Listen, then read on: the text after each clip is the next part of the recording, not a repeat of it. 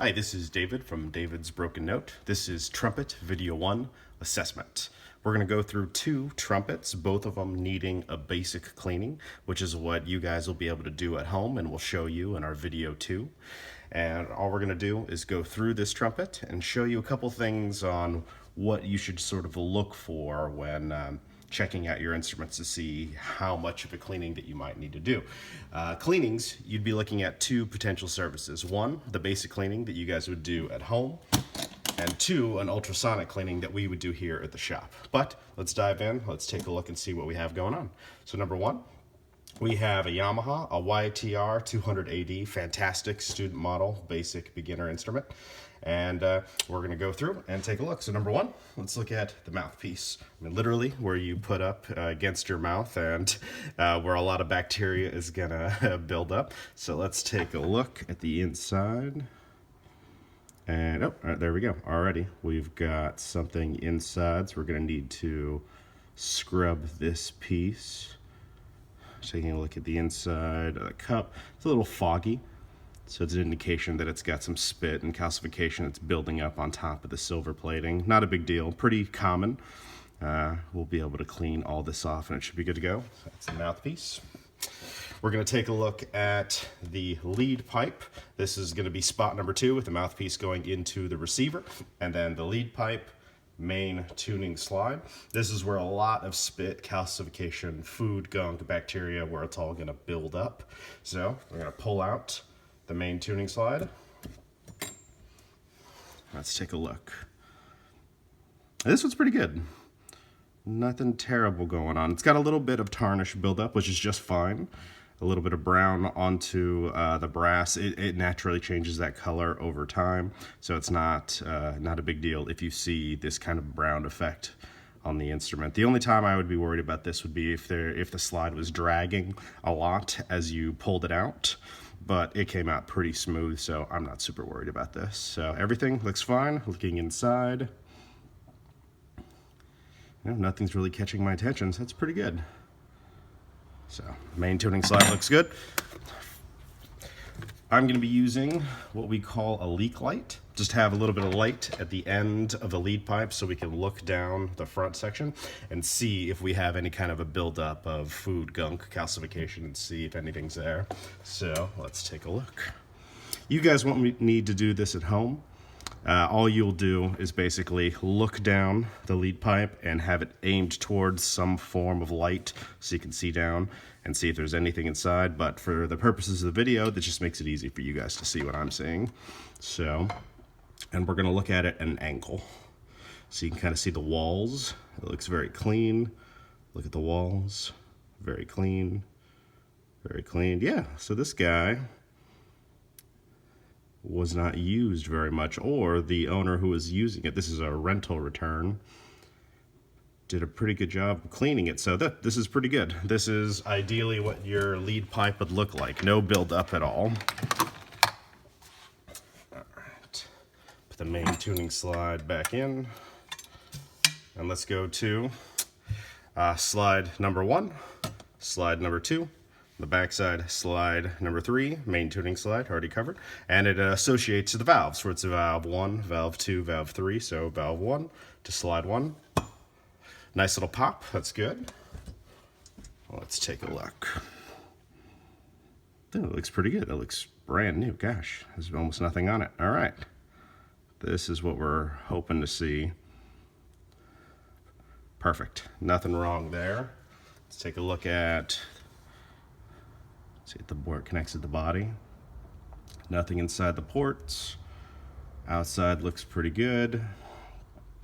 Perfect. Slide number 1 looks good. Let's go to slide number 2. Well, you got a little bit of a dent right here. That's not a big deal. We'll be able to pop that out. No one will know it was even there. What can happen over time, and if you guys are experiencing this yourselves, if it gets hit enough to where this section, the second slide, is bent and causing excess pressure on the second casing, then you can have the valve may stick, so like that. See, there's a good example to where the valve is round and the casing is also round. And if it's dragging against the wall because there's excess pressure caused by this being bent, then a valve can stick, or it might not be very smooth. It drags against the wall, basically. So when we deal with the dents, which we're not going to be showing you guys, that's something we'll do on our own. But if you notice this, then it's an explanation as to what might be happening with you guys. So keep an eye out. Little dents, they can cause problems. All right, let's go to slide number 3.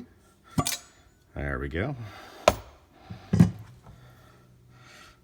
Tiny bit of tarnish buildup, but all in all, pretty good. Inside looks pretty good. Yep, it's pretty consistent. Whoever had this is either a brand new instrument or they took pretty good care in cleaning it. So this is exactly what we want to see. Now here we go. Here's the first sign. We've got a little bit of green. You guys might be able to see that on camera. A little bit of green on the inside here. Not a big deal. It's all pretty minor, so we'll be able to brush that out pretty easily. So definitely it's been played, but it is by no means in bad condition. Okay, so those would be slides. Then we come into the valves themselves. So see, we got a couple valves that are sticking. So the valve oil might be old and it just needs to be replaced. Or, like I said, there could be some excess pressure that might be happening. And if that happens, just bring it on by to us. Happy to take care of it. It's not a big deal. We'll be able to get the casing back into round and remove the dent. So let's take a look at valve number 1.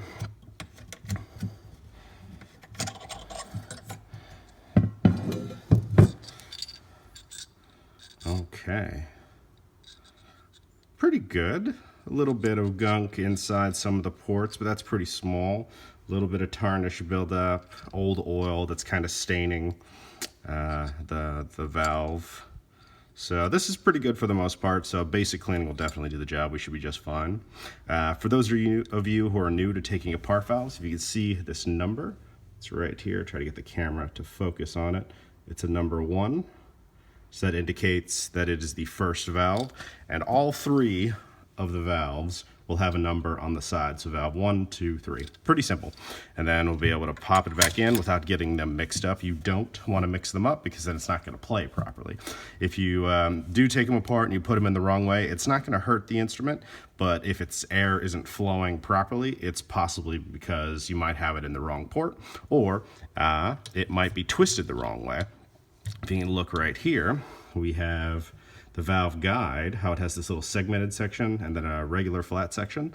So this guy falls into a little beveled edge inside of the casing, so that way the valve won't twist and then it won't prevent it from not playing properly. So what you're going to do is put it inside, and then you're going to want to spin it around. I don't know if your camera picked up, there's a little click when it pops into place. And that's how you know you're in the right spot. Yamaha and modern manufacturers, they do a great job of making it very easy to take them apart, put them back together without getting your parts mixed up. So don't feel bad if it's not working properly. We can help you out with that as well, but hopefully this gives you, a rough idea to be able to take it apart, put it back, and you should be fine. So all in all, this is looking pretty good. Basic cleaning, and we should be just fine. And you would do that to each of the valves just to check them out, but since in video number 2 we'll take everything apart and you guys will be able to see a little more, but this is just for the purposes of assessment, just a rough look as to what you guys should be finding on your instrument. So let's move on to instrument number 2. That one's got a little bit more going on with it, so this would be the ideal. It's maintained, it's clean, it's good. And then number 2 is a little dirtier. And if yours happens to be any worse than instrument number 2, then we would recommend that you guys bring it into us, that it probably needs a deeper cleaning. So let's take a look. Start with the mouthpiece. Here we go. So you've got a little bit of discoloration, and that's not terrible. Silver tarnishes over time, and these are silver plated, so that's not too big of a deal.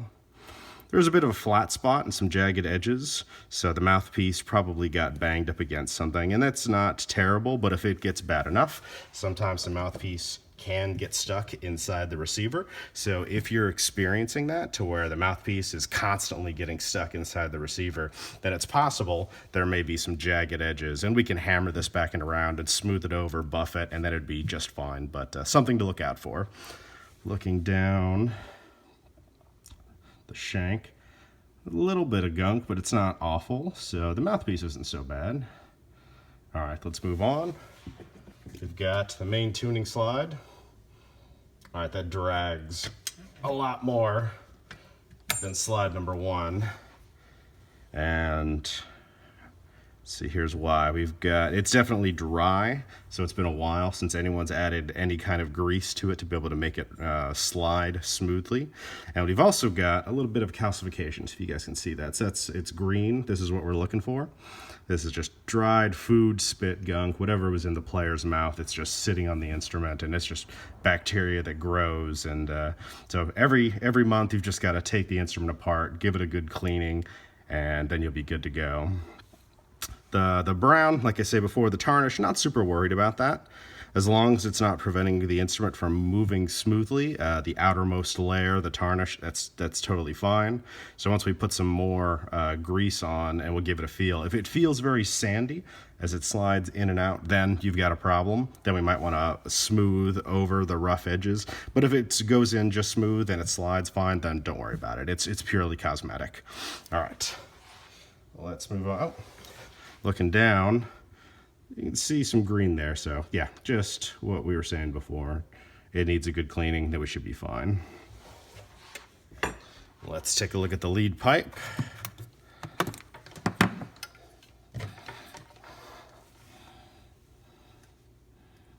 All right, they're checking out the walls. There we go. That's what we're looking for. There's that food, gunk, spit, calcification.